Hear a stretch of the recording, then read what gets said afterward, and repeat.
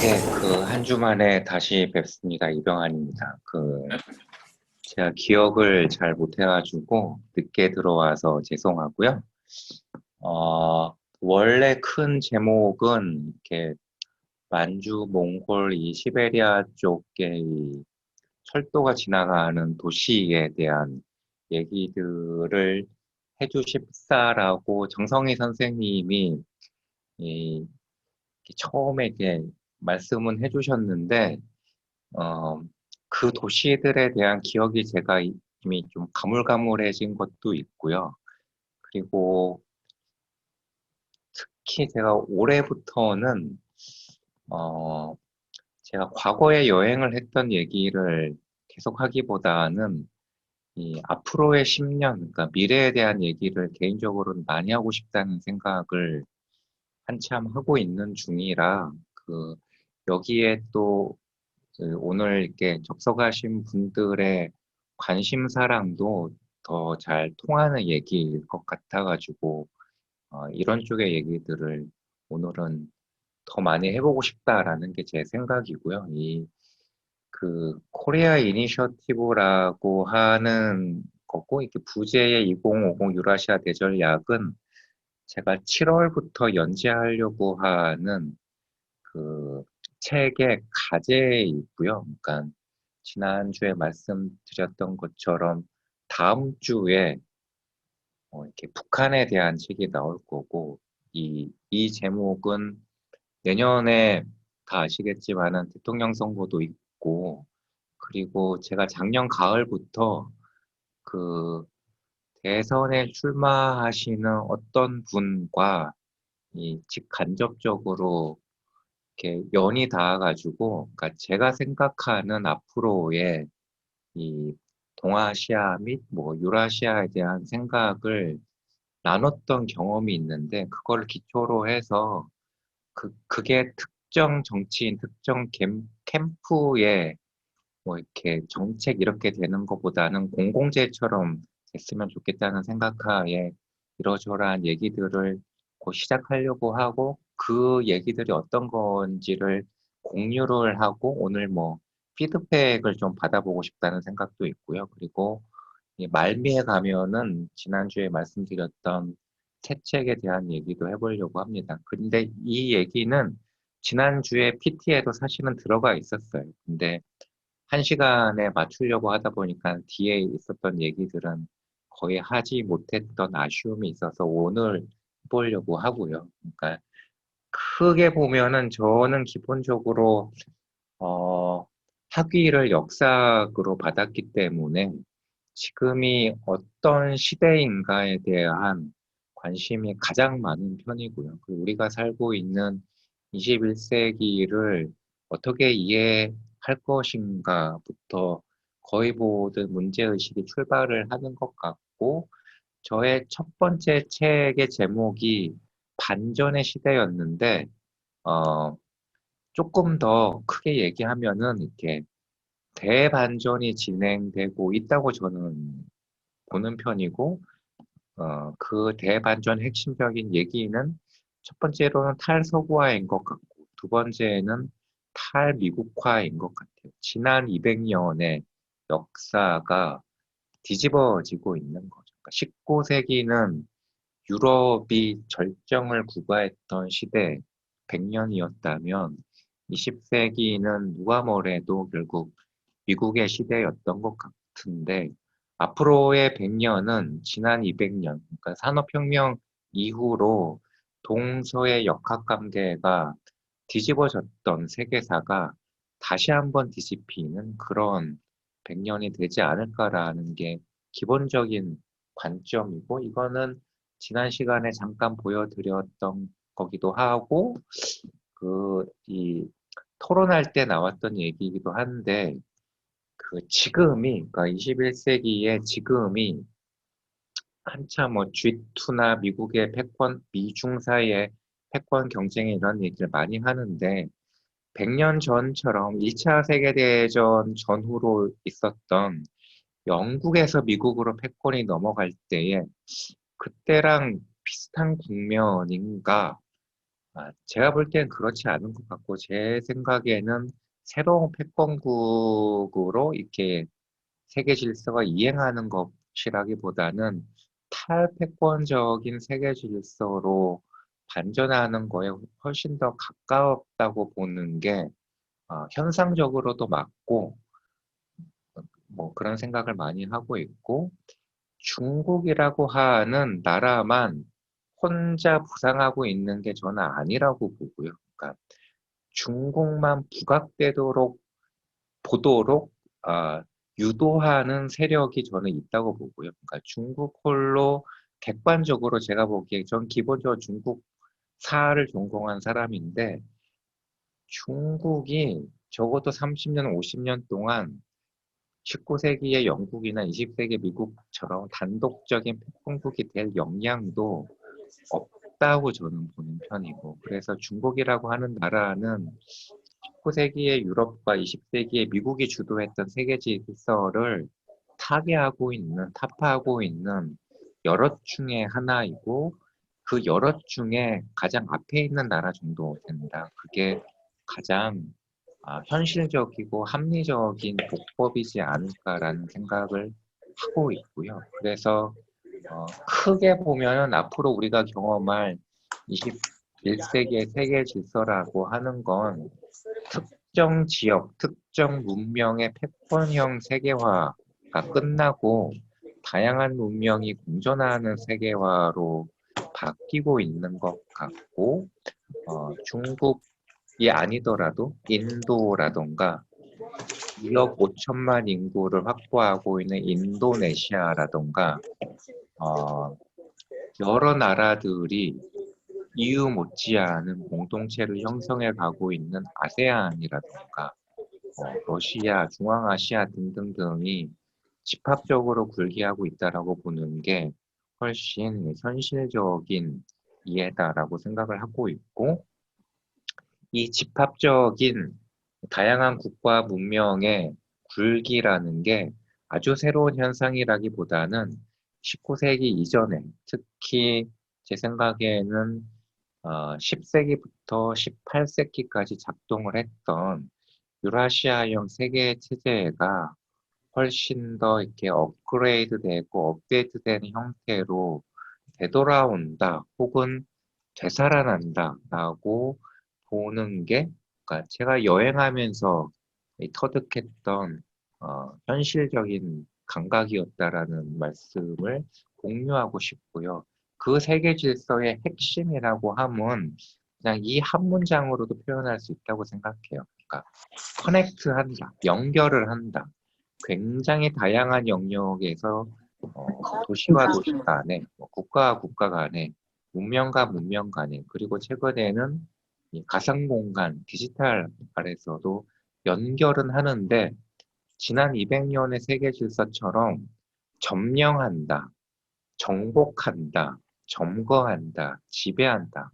이거와는 좀 다른 형태인 것 같다. 이게 핵심적인 특징, 특성이지 않을까라는 생각을 하고 있고, 그 어떤 대세, 메가 트렌드 이런 거를 앞으로 보자면 우리가 지금 2021년을 살아가고 있는데요.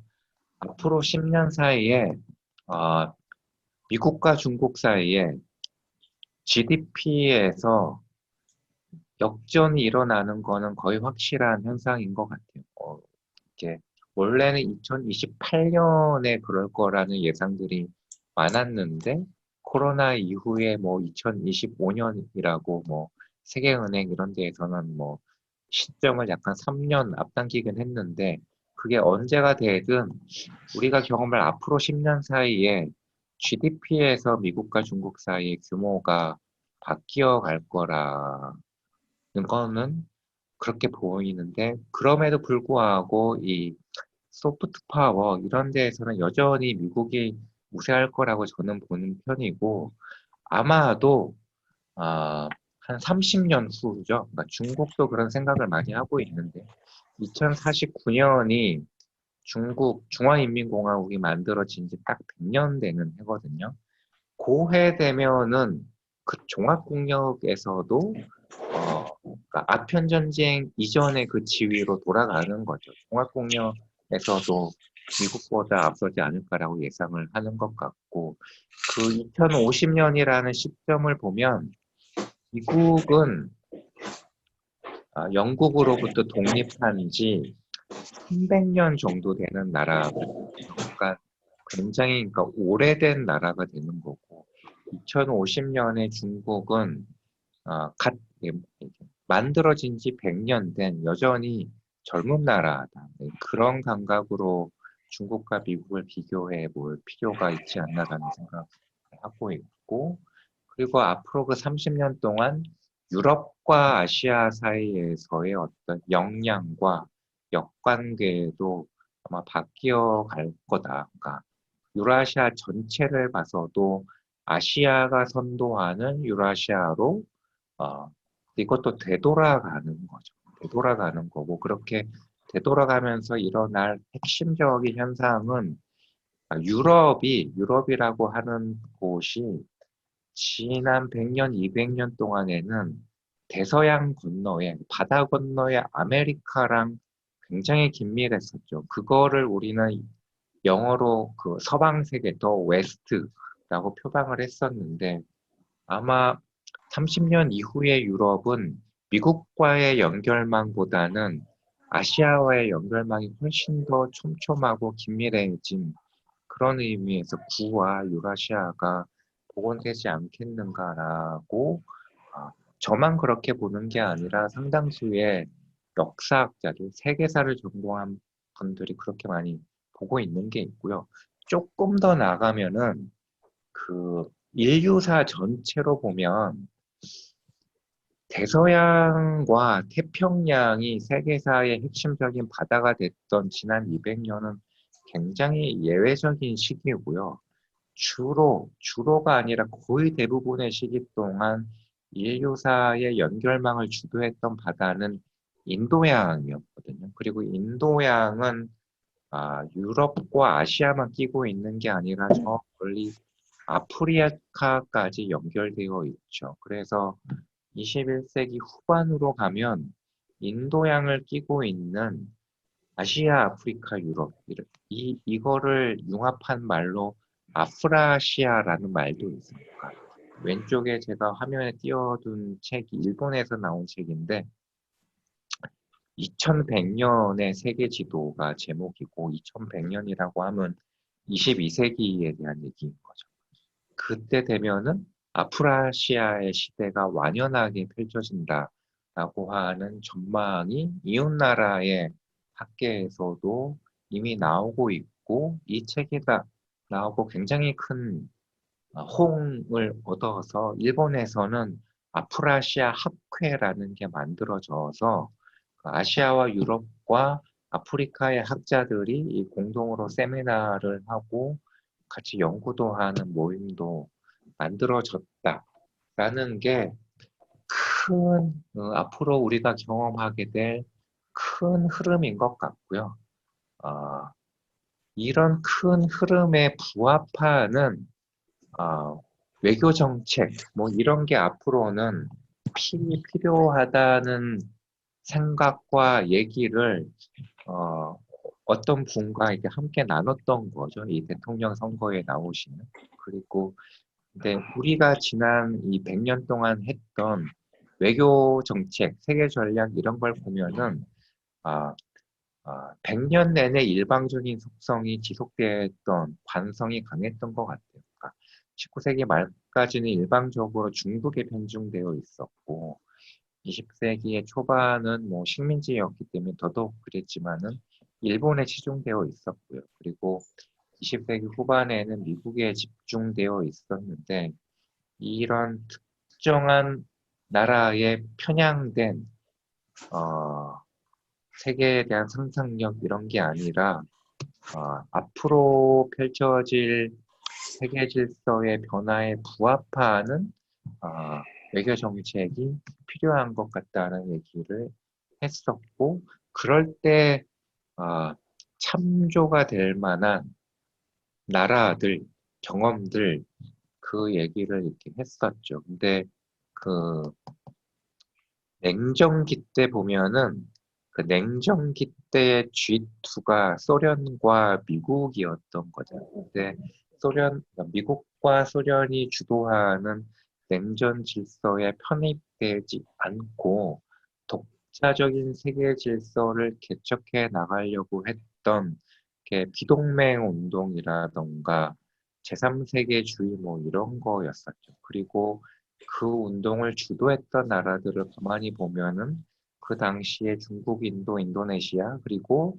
지금은 사라졌지만은 어, 이 서유럽과 동유럽 사이에서 굉장히 중요한 역할을 했었던 유고슬라비아 그리고 뭐 이집트 이런 나라가 있었고 그 나라들의 리더들이 조울라이나 뭐 네루나 스파르토나 티토나 나세르 등등등 이런 사람들이 있었는데 저 나라가 저런 역할을 했을 때의 국력에 견줘보면 현재 한국의 위상이 훨씬 더 높거든요. 근데 훨씬 더 높음에도 불구하고 저런 세계적인 역할을 아직은 선도해 본 경험이 상대적으로 부족한 거죠. 근데 저 비동맹 운동을 했던 나라들을 보면 비동맹 평화 10원칙 뭐 이런 것들을 자기네들 스스로 만들어 본 적이 있고 해서 그 여기 오늘 사회 보시는 정영일 선생님은 저랑 이렇게 인재에서 뭐 해보는 같이 하는 것도 있는데 이렇게 한국에서 발신했던 중요한 말 중에 생명 평화, 뭐 평화 생명 이런 게 있거든요. 그러니까 그러니까 비동맹 평화 10원칙을 능가하는 생명 평화 어떤 원칙 뭐 이런 것들을 어, 집합적으로 한번 만들어서 세계적으로 발신을 하는 역할 이런 거를 한국이 주도해 볼 수 있지 않나 뭐라는 생각을 하고 있고 그리고 이렇게 스위스라는 나라를 보면은 그렇게 큰 나라이지 않음에도 불구하고 중요한 회의를 저기서 많이 하죠. 제네바 회담이라던가 다보스 포럼이라던가 이런 것들을 20세기, 21세기 계속해서 이렇게 특정 도시에서 하고 있는데 이런 것들도 앞으로는 한반도, 한국에서 해볼 수 있도록 어떤 외교적인 이니셔티브를 어, 발휘하는 것. 그래서 주요한 세계기구의 아시아 본부를 뭐 한반도에 유치하고 뭐 이런 얘기들은 하시는 분들이 있는데 그거를 넘어서서 지구나 생명이나 평화나 기후나 이런 것들 앞으로 21세기 핵심 과제들을 선도해갈 기구들을 만들어내가는 작업들이 중요하겠다라는 생각을 많이 하고 있고요. 그리고 지금 화면에 나오는 거는 그, 어,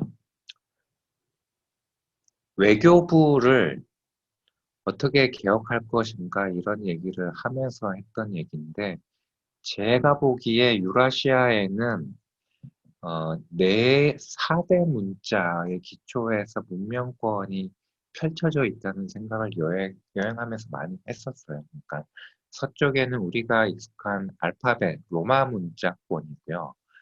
저기 북쪽은 키릴 문자를 많이 사용을 하고 계시죠. 그리고 남쪽에는 아랍 문자를 쓰고 있고 동쪽에는 한자 문화권이었던 것 같은데 그런 네 개의 문자에 기초해서 다양한 언어와 전공이 갈래를 뻗어가고 있구나라는 생각을 많이 했었고 그렇다고 한다라면은 외교부부터 사실은 국립 뭐 외교원 이런 이 교육기관까지 4대 문자에 기초해서 조직을 재편하는 것도 필요하겠다. 그리고 조금 더 나아가면은 사실은 지금의 대학의 학과 체계에도 한자 문명권과 로마 문자권 중심으로 만들어져 있는 건데 거의 인문학, 사회과학이 다 그렇게 되어 있죠.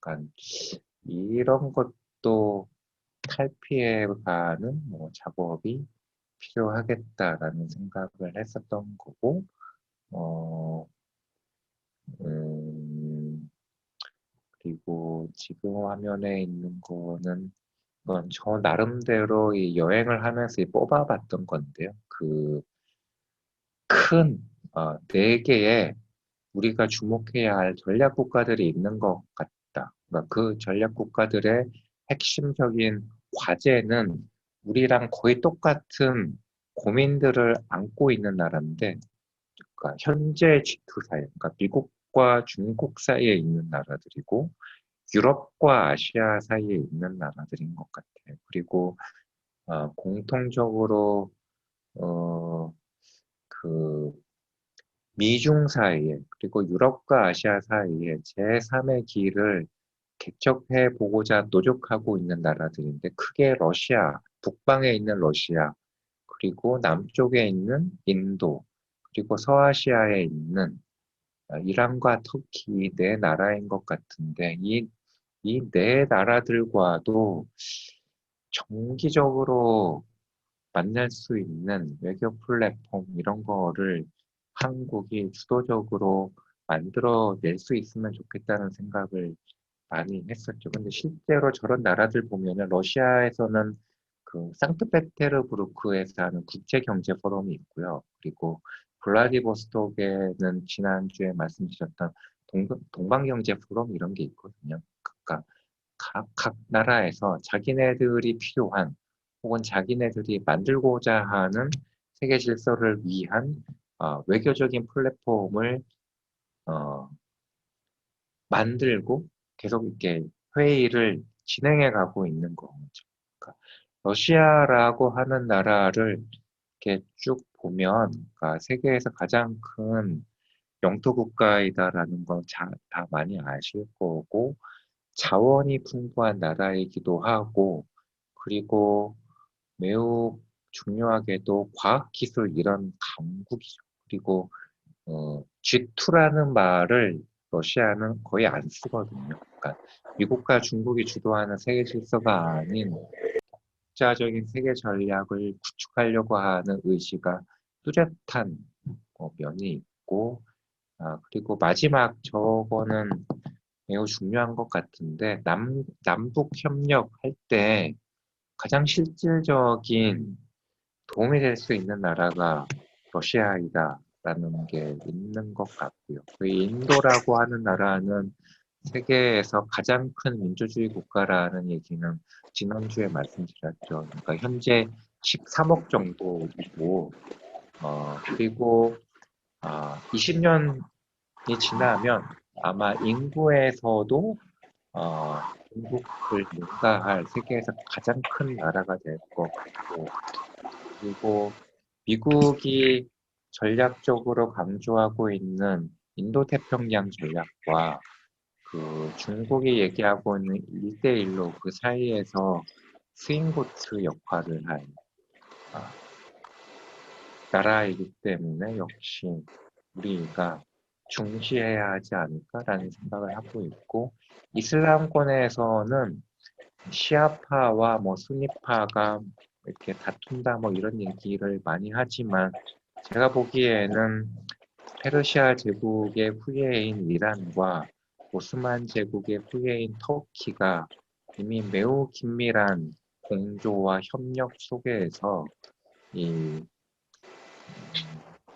탈서구적인 이슬람적 세계 질서를 이미 구축해 가려고 매우 애쓰고 있기 때문에 이란과 터키와 앞에 있는 인도와 러시아와 함께 만날 수 있는 정기적인 회의를 그게 뭐 어디가 됐든 한국에서 계속 했으면 좋겠다라는 생각을 많이 해봤습니다. 그리고 잠깐만요, 교수님. 예, 지금 계속 그 잡음이 들어오는데, 지금 최명철 선생님, 그다음에 재하님, 지금 음속을 좀 해주세요. 계속 이 다른 소리가 들어와서 교수님 강의하시는데 이 소리가 좀 잘 안 들리는 게 있어서. 네, 최명철 선생님 꺼주셨고, 재하님 음속을 좀 해주시면 좋겠습니다. 네, 계속 해주시죠, 이병 교수님. 예. 네. 그리고